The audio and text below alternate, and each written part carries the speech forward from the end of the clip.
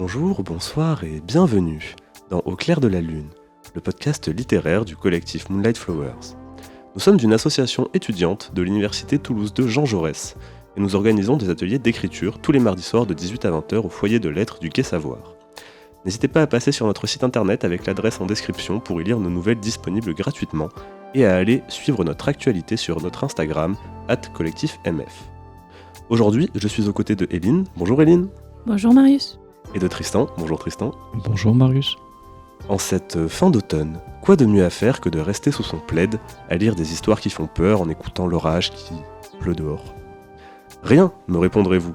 Et vous auriez peut-être raison.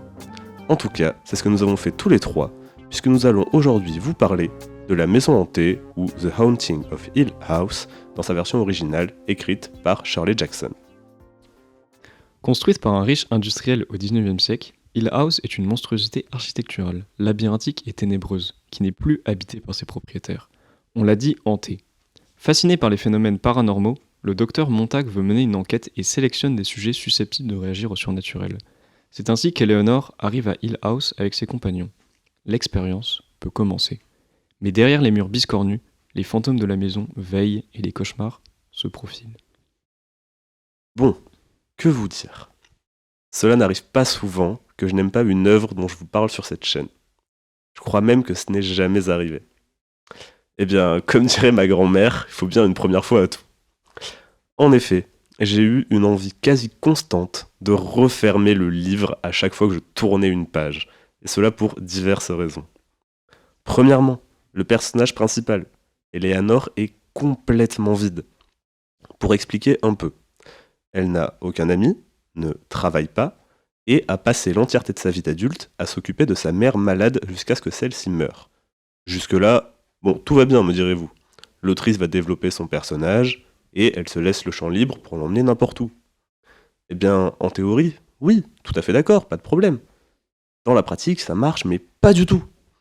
Le seul moment où Eleanor s'affirme, et où elle nous laisse voir qui elle est, c'est au début du bouquin, quand elle s'achète des vêtements, on n'a pas tous les mêmes priorités, moi j'aurais acheté un cercueil pour ma mère, et vole la voiture de sa sœur pour aller à Hill House, et voilà. Ce sera la seule chose qu'elle accomplira d'elle-même dans l'entièreté du livre. Pour le reste, ce sera une coquille vide qui n'a qu'une seule peur, être abandonnée. Alors certes, qu'elle soit une coquille vide en fait le réceptacle parfait pour la maison, qui peut la manipuler très facilement. Oui, la maison agit directement sur l'esprit des gens et les rend fous. Mais bon, ça, on passe. Le problème, c'est qu'on n'a aucune comparaison entre le moment où Hill House commence à agir sur sa psyché et un moment antérieur qui nous permettrait de nous rendre compte du changement intérieur du personnage. Bref, le personnage est superficiel. Et le problème, c'est que c'est à travers lui qu'on est ressentir de la peur. Bon, autant vous dire que pour moi, ça n'a absolument pas marché, étant donné que j'avais un degré d'empathie négatif pour le personnage. Mais bon, les autres personnages, c'est vraiment pas mieux. Ils passent tous leur temps à changer d'avis plus vite qu'une girouette dans une tornade. Un coup, un tel et un tel sont les meilleurs amis du monde, et au paragraphe d'après, ils se détestent sans que cela ait vraiment le moindre sens à mes yeux. Ils sont tous aussi superficiels qu'Eleanor, peut-être à l'exception du docteur qui arrive à garder une certaine stabilité dans son personnage, mais vraiment c'est tout relatif. Le personnage le mieux écrit, celui qui bouge jamais, c'est le personnage de la bonne Miss Dudley, et elle passe son temps à répéter les mêmes phrases en boucle. C'est il est 10h, je débarrasse à 10h, il est 18h, je m'en vais. Bon, pour vous dire que les autres, ils sont vraiment infernaux. Quant aux deux personnages qui arrivent un peu avant la fin du livre, bah, ils servent à rien. Littéralement, ils apportent rien à l'histoire, si ce n'est un soupçon d'ésotérisme charlatanesque et du comique, ce qui coupe la tension apportée par les rares moments où il se passe quelque chose, et c'est vraiment dommage. Ça aussi, faut en parler. Le livre fait 250 pages et des poussières, 269 je crois. Et il arrive des trucs bizarres sur 25-30 pages. Le reste du temps, on regarde des personnages agir comme des vinyles rayés qui répéteraient les mêmes interactions en alternant une face A, oui on s'aime, et une face B, je vous déteste tous et vous me détestez tous. Et bon Dieu que c'est chiant. Je vous jure que la recherche du temps perdu de Proust passe plus vite que ça. En gros, pour moi, il y a 150 pages de trucs qui servent à rien dans la narration, et il manque 200 pages de trucs utiles pour comprendre le fonctionnement de la maison et voir ce qui se passe quand elle agit vraiment sur des gens. Bref, si vous voulez lire La Maison Hantée ou The Haunting of Hill House, allez-y. pas de problème. Mais si vous voulez quelque chose qui reprend cette histoire et qui arrive à donner une substance au personnage, ainsi qu'une vraie tension à l'intrigue, je vous conseille 100 fois d'aller regarder la série The Haunting of Hill House.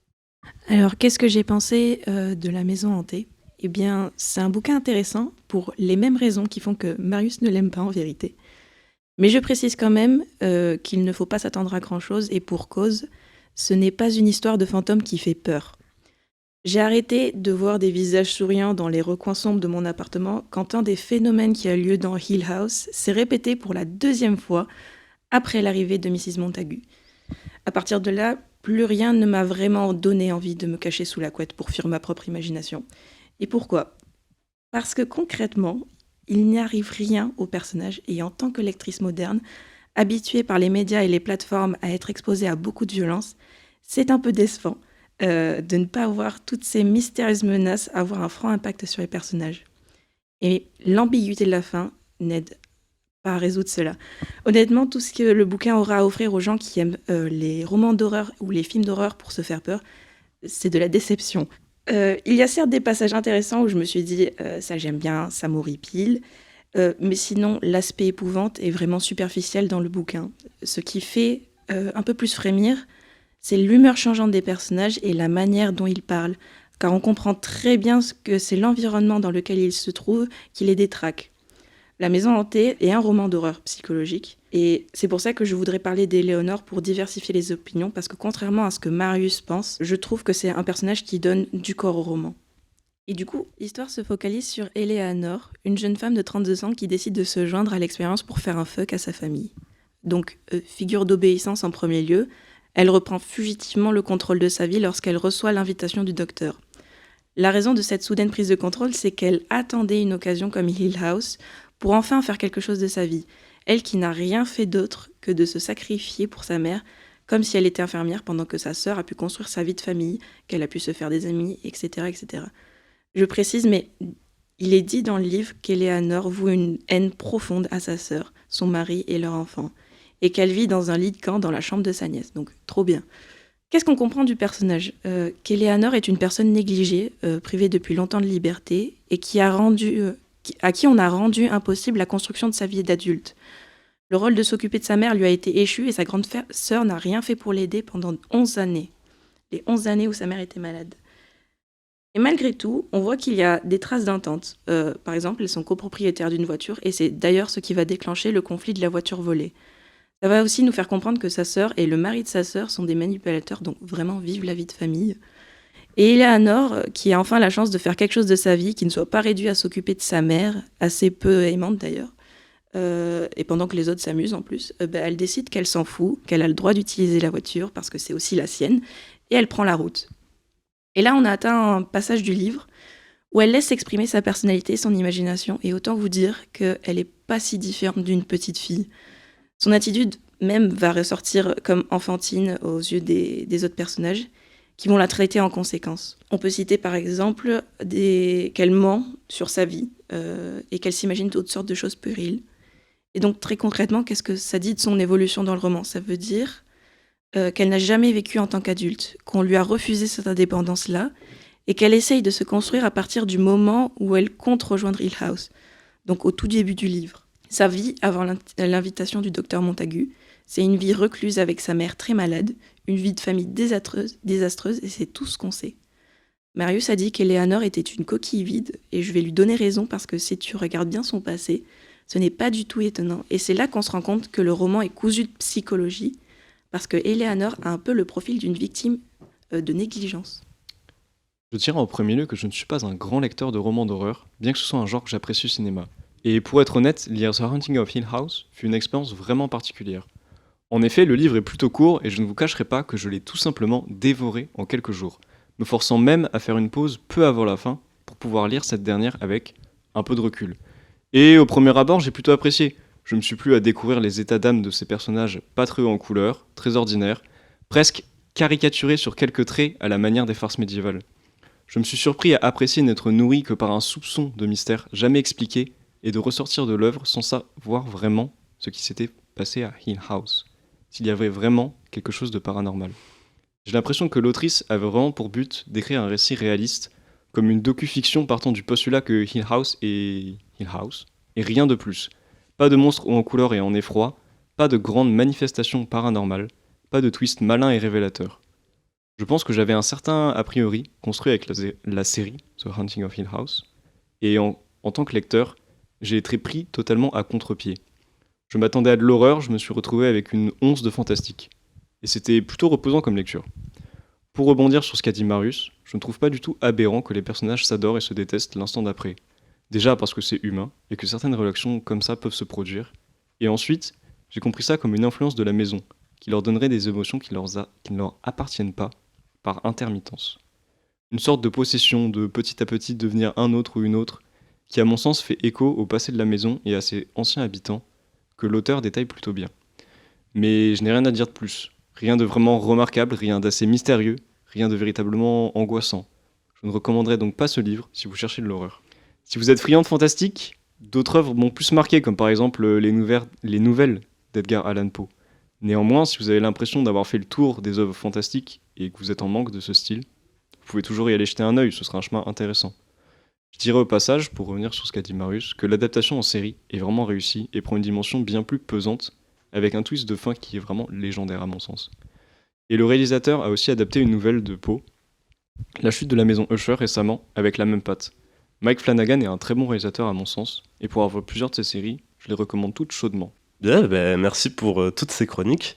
J'ai quand même l'impression que ce qui ressort, c'est un peu un manque de sensation pour un lecteur ou une lectrice aujourd'hui. Parce qu'il faut quand même dire que ce livre a été écrit en 1959 et que depuis, l'horreur s'est beaucoup développée. On peut penser à Stephen King, etc. On peut penser aux films, aux séries, aux BD, plein de choses. Et du coup, est-ce que on pourrait pas dire que on peut trouver ce livre un peu vide, on va dire, parce que justement, de nos jours, on a beaucoup plus l'habitude de voir des choses qui font vraiment peur avec beaucoup d'action, etc. Par exemple, moi je lis pas beaucoup de lectures d'horreur, mais j'ai lu une grande partie des Stephen King et vraiment j'ai adoré. J'ai lu quelques BD d'horreur, j'en regarde quelques films, mais pas beaucoup non plus. Tristan t'en regarde beaucoup plus que moi. Et vraiment, du coup, j'avais l'impression qu'il y a cette sensation de il manque des choses, on comprend pas bien ce qui se passe, on a du mal à avoir une empathie pour les personnages, ça c'est vraiment mon cas, mais donc je sais pas, est-ce que vous avez des idées par rapport à ça? Alors je pense que c'est aussi un parti pris de l'auteur de justement pas expliquer les phénomènes de Hill House. Et comme l'a dit Tristan, du coup c'est pour donner une part de mystère un peu plus forte et aussi pour laisser à l'interprétation par exemple au lecteur.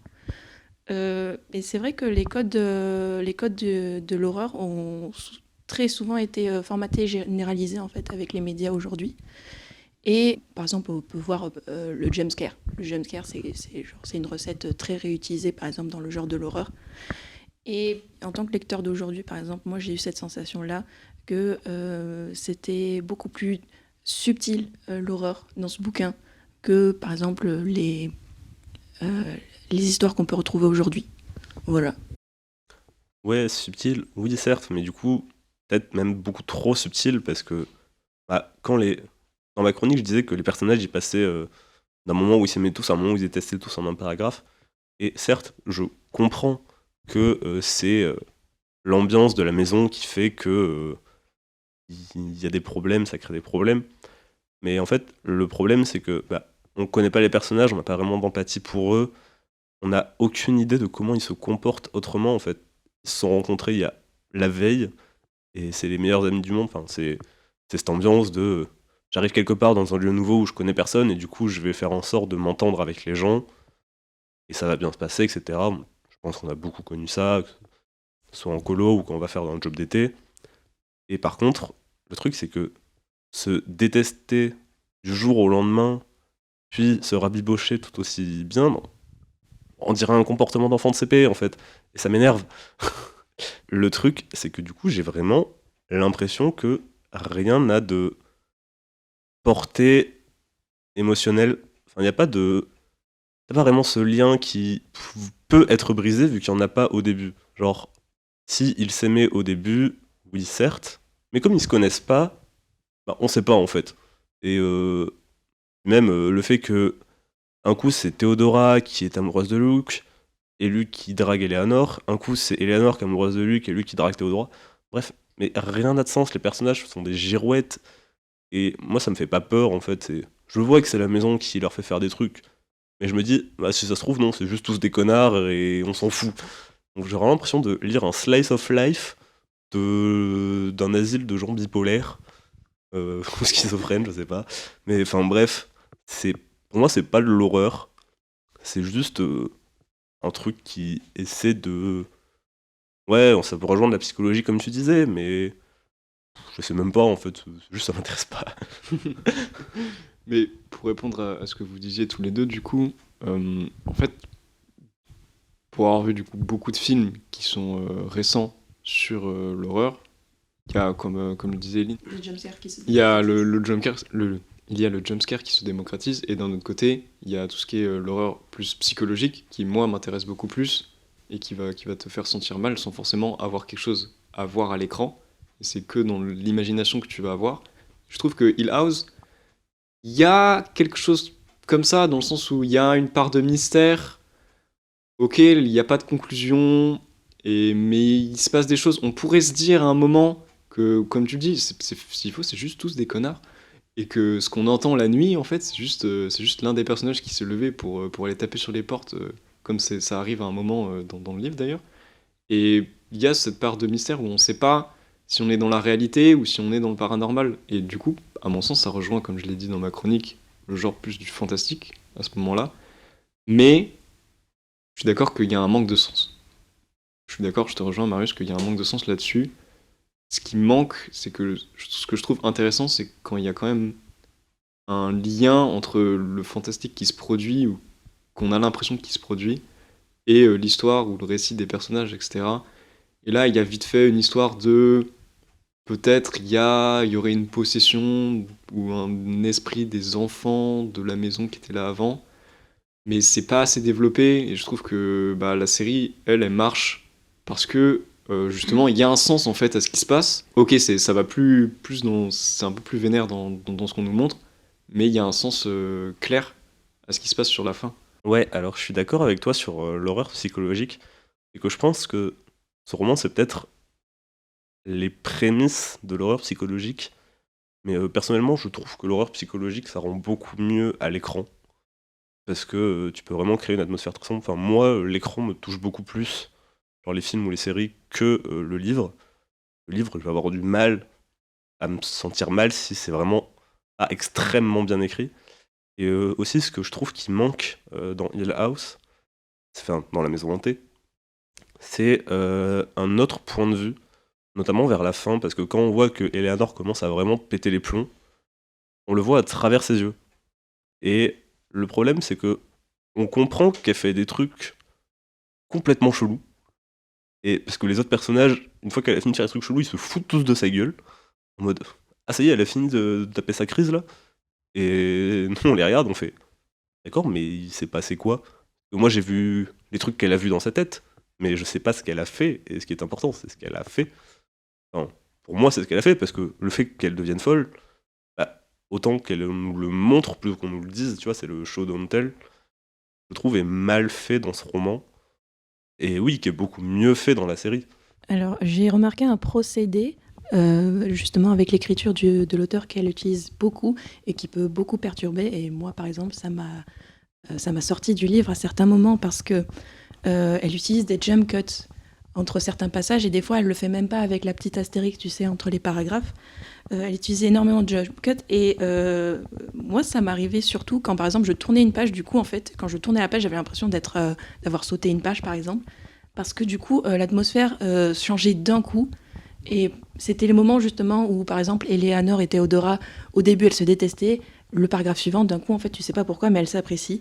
Et en fait, ces jump cuts, en fait, je pense qu'ils servent à l'auteur pour justement créer un phénomène de l'uncanny valley, tu vois. Genre pour déstabiliser le lecteur. Je pense que c'est fait exprès. Par contre, je suis d'accord sur le fait que c'est un peu mal contrôlé parce qu'il y a vraiment des fois où je me suis demandé est-ce que je me suis trompé de numéro de page. Ouais, ça rejoint un peu ce que je disais tout à l'heure sur le fait qu'on n'en sait pas assez sur le personnage, c'est que vu qu'elle passe son temps à faire des ellipses, l'autrice, bah, du coup, on n'apprend pas à connaître les personnages. Du coup, on n'apprend pas à s'attacher, et vraiment, c'est compliqué de rentrer dans la psyché des personnages, d'avoir de l'empathie, parce que si c'est de l'horreur psychologique, moi je veux connaître la psychologie des personnages avant de voir ce qui se passe mal. Il me faut un instant T-1 en fait, que je n'ai jamais. Et du coup, j'arrive jamais à rentrer dedans. Et il y a aussi un autre truc qui m'énerve, c'est le fait qu'il y ait beaucoup de choses qui reviennent en permanence. Genre, la fin de sa chanson, le voyage se termine quand les amants se rencontrent, qui revient tout le temps dans le roman. Et vraiment à des moments absolument random où tu comprends pas ce que ça fout là. Il faut avoir la ref, il faut avoir lu Shakespeare, je pense, pour pouvoir comprendre cette référence. Oui, Mais le Shakespeare, mais. c'est quand même un bouquin de 250 pages et je pense que oui, il n'y avait pas trop moyen, par exemple, d'expliciter les caractères des personnages. Du coup, Jackson a fait un choix, je pense, qui est de prendre des stéréotypes. Par exemple, Luke, c'est un peu. Je pensais que c'était le comic relief du coup du bouquin, parce qu'il est toujours là à rentrer dans le délire des autres, à sortir la petite phrase rigolote. Théodora, c'était plus la personne, du coup, c'était la femme bien dans sa peau, un petit bohème, qui justement fait que Éléonore l'apprécie énormément, même l'admire. Et je pense qu'elle ressent beaucoup d'envie envers elle, ce qui crée en fait une tension un peu bizarre. Il y a une dynamique intéressante entre les deux femmes. Il y en a une qui n'est pas confiante en elle et qui va admirer l'autre, et l'autre qui est totalement en confiance et qui va, on dirait dans un premier temps, elle va essayer de prendre Éléonore sous son aile. Quand on les rencontre, par contre, j'ai trouvé que vraiment leur relation était un peu niaise au début. Ça, j'avoue. Parce que ce qui s'est passé dans le chapitre où elles se rencontrent, c'est elles se sont dit « Venez, nous allons courir dans les champs en gloussant et en parlant de pique-nique. » Et puis un lapin leur a fait peur. Enfin, voilà quoi. Il y a un côté on devient trop vite amis et qui me dérange un peu. Oui, non, en plus, la relation entre les filles, moi, elle m'exaspère, j'en peux plus. Ça passe son temps à parler de trucs qui m'intéressent pas. C'est-à-dire de fringues et de fringues. Et vraiment, ça m'a sorti du bouquin, mes pages 20, j'en pouvais plus, c'était terrible. Chaque fois, j'ai du mal à rentrer dedans. Je pense que pour un peu résumer ce qu'on a dit, il y a en effet un décalage entre nous, lecteurs d'aujourd'hui, de 2023, et la date de la publication, donc 1964, 59. 1959. Et je pense qu'il y a un bon terreau pour créer quelque chose qui aurait pu nous fasciner, nous lecteurs d'aujourd'hui, mais je pense que ouais, le décalage est trop grand. Ouais, le terreau, il est là, on le voit parce que dans l'adaptation j'ai oublié le nom du réal que tu as dit tout à l'heure, Mike Flanagan, on voit que pour le coup, vraiment, là, ça marche. Là, vraiment, il y a les codes d'aujourd'hui. Bon, il y a un peu de jumpscare, il y a de l'horreur psychologique, etc. Il y a un peu tout. Et alors, pour le coup, je trouve que vraiment, cette série, c'est la définition d'une adaptation. C'est que c'est pas un transfert d'un média à l'autre. C'est vraiment, il a pris ce qu'il trouvait qui fonctionnait dans le bouquin, donc la maison, quelques personnages, et après, il a rajouté tout ça à sa sauce. Donc on retrouve Luc, à l'époque il était alcoolique, maintenant c'est un junkie. Nell, c'est compliqué. Nell, c'est pour ceux qui nous écoutent, c'est Eleanor, c'est son surnom du coup. Mais parce que du coup, en fait, dans le livre, c'est un docteur qui demande à des gens de venir pour noter les phénomènes paranormaux. Dans la série, c'est une famille avec un père, une mère et 4 enfants. Ouais, c'est ça, 4. Avec des personnages qui n'existent pas, donc le personnage. Si le père, c'est Hugh, je crois. Donc il est mentionné dans le bouquin. La mère n'existe pas. Et le grand frère n'existe pas. En même temps, la mère, elle meurt au début quand même. Oui, mais de l'histoire de Hill House. Mais oui. Et en plus, ce que je trouve, c'est que dans l'adaptation, il y a vraiment... les personnages ont vraiment une consistance. Ils sont tous vraiment différents. Ils arrivent à interagir entre eux sans que ce soit chiant. Okay. Moi, j'avoue, j'ai pas vu la série. Mais si vous voulez, je peux revenir sur un peu le point de vue d'Eleanor, parce que tu disais qu'il était intensifié à la fin. Comme je vous l'ai dit, il y a beaucoup de jump cuts dans le livre. Et surtout, ça s'intensifie à la fin du livre. Donc les passages se mélangent beaucoup dans la dernière partie du livre, où on passe de tel personnage à tel personnage à tel personnage, et ça se fait très vite. Donc Oui, comme en fait les personnages ont tendance à s'aimer et se détester d'un paragraphe à l'autre, quand Eleanor se demande pourquoi les autres ne parlent pas d'elle, on remarque qu'il y a un truc qui change par exemple, c'est-à-dire que comme on rentre de plus en plus dans le point de vue de Eleanor, on va voir que elle, ce qu'elle désire qu'on voit, qu'on comprenne. Donc, elle va se demander pourquoi les autres ne parlent pas d'elle. Et on remarque à partir de ce moment-là, dans des courts passages dialogués, que les autres personnages ne parlent pas d'elle. Et là, on comprend qu'en fait, c'est vraiment Eleanor qui contrôle notre point de vue à partir de ce moment-là dans le livre. Et les autres personnages vont évoquer tous les autres habitants, mais elle devient comme invisible. Et comme à ce moment-là, c'est elle qui contrôle notre point de vue, c'est des moments relevés par Eleanor parce qu'on l'a ignorée à ce moment-là. Je ne sais pas si c'est très clair. Non, mais oui, en effet, en fait, le truc, c'est qu'à la fin, on comprend que la maison est en train de prendre possession d'Eleanor, et on voit ça à travers ses yeux, et elle nous explique un peu aussi en même temps que... Enfin, elle nous explique pas qu'elle devient folle, mais on voit qu'elle devient folle dans ce qu'elle pense et dans la façon dont elle interagit avec les autres. Ouais. Oui, on voit qu'elle devient folle, mais le problème, c'est que... En fait, le problème, c'est qu'il y a des traces de folie, même avant qu'elle arrive à Hill House. Genre, je sais pas si vous avez relevé, mais au début, elle s'arrête dans un resto, enfin, ou une auberge, vous pouvez appeler ça comme vous voulez dans les années 60. Oui, un bar, en vrai. Elle boit un café et elle voit une famille avec une enfant qui demande une tasse aux étoiles. Tasse aux étoiles qu'on retrouve genre 150 pages plus tard, et qu'Eleanor qui dit « Moi, j'avais toujours ma tasse aux étoiles et je ne buvais que dedans ». Et déjà, ça pose le truc de « D'accord, ok, du foreshadowing et tout, machin ». Mais en fait, si ça se trouve, elle est juste folle depuis le début, et là où ça n'a rien à voir. Et je sais pas si c'est bien ou pas bien. Pour moi, ça marche pas.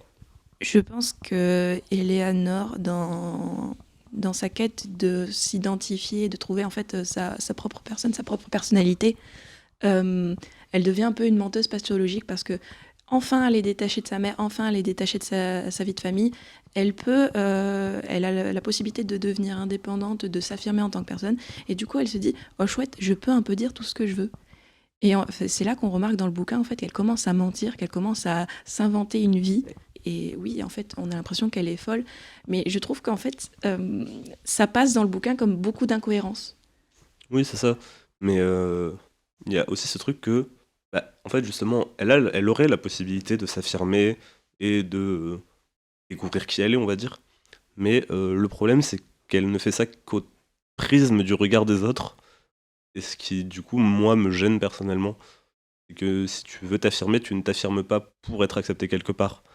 Tu t'affirmes pour t'affirmer, point. Et t'as pas besoin de faire de la sociologie pour essayer de t'intégrer dans un groupe machin RPZ Bourdieu. Mais voilà, enfin, pour moi, c'est vraiment un problème. Et ça rejoint d'autres problèmes que j'ai avec l'écriture de l'autrice sur, par exemple, les relations entre le personnage féminin qui tourne autour des vêtements et tout ça. Bon, je vais pas reparler du sexisme dans cette émission, on le fait à chaque fois. Et surtout que là, c'est une autrice. Mais enfin, bref, et c'est les années 60. Mais bref, moi, ça me gêne, et vraiment, j'ai pas réussi à m'accrocher à ce bouquin. Je sais même pas comment je l'ai fini. Tu l'as fini parce qu'il est court, Marius. Si, c'est ça. Je pense que 250 pages, c'était pas assez pour nous emmener dans un réel récit qui nous marque, quoi. Oui, non, mais pour moi, faut enlever 150 pages de trucs et rajouter 200 pages de lore. Moi, je pense qu'il y a... Franchement, on pourrait tout garder. Et juste en rajoutant des choses, ça va. Je trouve que tout ce qu'on dit, la répétition, le fait d'avoir beaucoup de passages qui sautent, ça peut être intéressant. Mais quand il y a que ça, quand tout ce qu'on a, c'est des passages qui se répètent en boucle et entre-temps des ellipses où on sait pas ce qui s'est passé, c'est trop bizarre. Et par rapport à la folie de Eleanor, moi, je trouve ça intéressant. Et ce qui était intéressant, je trouve, par rapport à ça, c'est qu'au début du livre, j'avais l'impression que l'autrice voulait nous faire croire que Eleanor, elle était folle. Et j'étais en mode, haha, je ne vais pas tomber dans ton piège. Et qu'au fur et à mesure que le livre avance, les autres personnages vont croire de plus en plus que c'est l'influence de la maison qui l'affecte. Et moi, j'avais l'impression que c'était Eleanor qui, en fait, était juste folle depuis le départ. Il y avait une espèce d'inversion. Au fur et à mesure qu'on avance, j'ai l'impression que c'est de moins en moins paranormal. Et à la fin, je me disais, en fait, s'il faut, tout ce qu'on a cru qui était paranormal, c'est juste Eleanor qui pétait des câbles et qui allait faire de la merde durant la nuit, quoi. Et ça, je trouve que c'était pas mal. Par rapport à ça, moi j'ai trouvé plusieurs questions pour répondre à la fin parce que elle est très sujette à interprétation, je pense.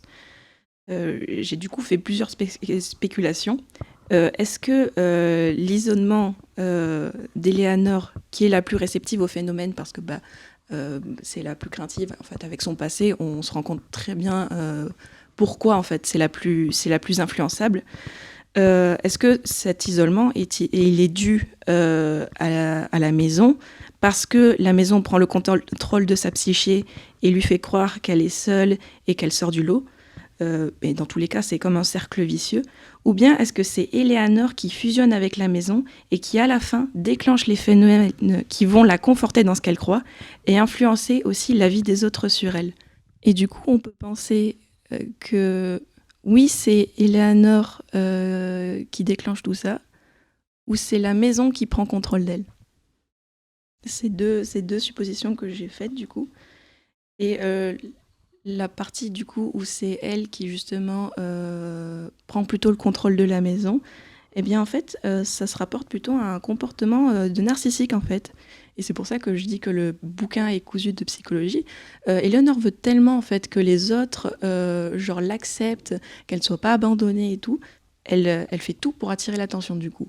Elle fait tout pour attirer l'attention et c'est pour ça que des fois les personnages ils réagissent un peu bizarrement en mode ah elle fait encore sa crise, tu vois, enfin genre qu'est-ce qu'elle fait, voilà quoi. Et mais il y a toujours cette ambiguïté, on ne sait pas si c'est la maison qui fait ça ou si c'est vraiment si ça vient vraiment d'elle. Et je pense que c'est un peu ça la morale en fait du livre, c'est le fait de croire aussi aux choses, de penser que les choses vont se passer telles quelles, qui fait que les choses se passent telles quelles. C'est parce qu'en étant tellement influencé par nos peurs, on finit par les voir se réaliser et les pousser à se réaliser. Voilà la fin de notre numéro, nous espérons qu'il vous aura plu.